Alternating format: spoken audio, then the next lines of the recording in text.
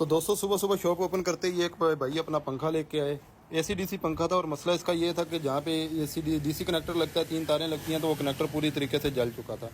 भाई रात को भी आए थे तो मैंने इनको ये मशवरा दिया था कि आप काट लें, मैं 3 तारें निकाल दूँगा तो आप तारें लगा दीजिएगा। तो भाई को ज़्यादा समझ नहीं थी तो वो भाई जो है पूरा पंखा खोल के ले आए। तो अब मैंने फ़ौरन से पहले इनका पंखा खोला और इसकी तारें फालतू जहाँ से हीट ज़्यादा हुई थी तो वो मैंने तारें काट के थोड़ा थोड़ा छिल दिया।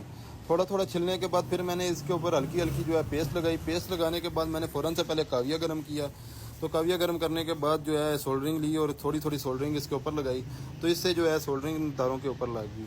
अब बारी आती है सर्किट की। तो सर्किट में भी जो है यहाँ पे 3 पॉइंट होते हैं जहाँ पे ये लगते हैं। तो फ़ौरन से पहले मैंने जो है तीनों पॉइंट जो है रीसोल्ड किए। रीसोल्ड करने के बाद जो है यहाँ पे मैंने तीनों तारें जिस तरह दिल था लगा दी।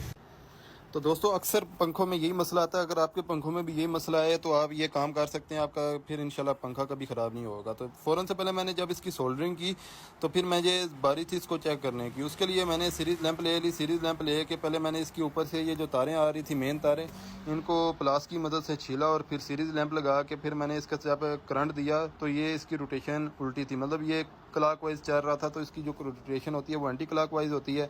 तो फिर मैंने कोई से भी 2 टांके उतार दिए, तो कोई से 2 टांके जो है अदली बदली कर दिए। 2 तारें चेंज करने के बाद इसकी रोटेशन सीधी हो जाती है। इसमें सेम जो है 3 फेस मोटर वाला हिसाब होता है। जिस तरह हम 3 फेस मोटर की वाइंडिंग के कनेक्शन जो है चेंज कर दें तो वो चलना रोटेशन सीधी हो जाती है। तो इस तरह इनकी रोटेशन सीधी होगी और इसको मैंने चेक किया तो बिल्कुल ठीक था।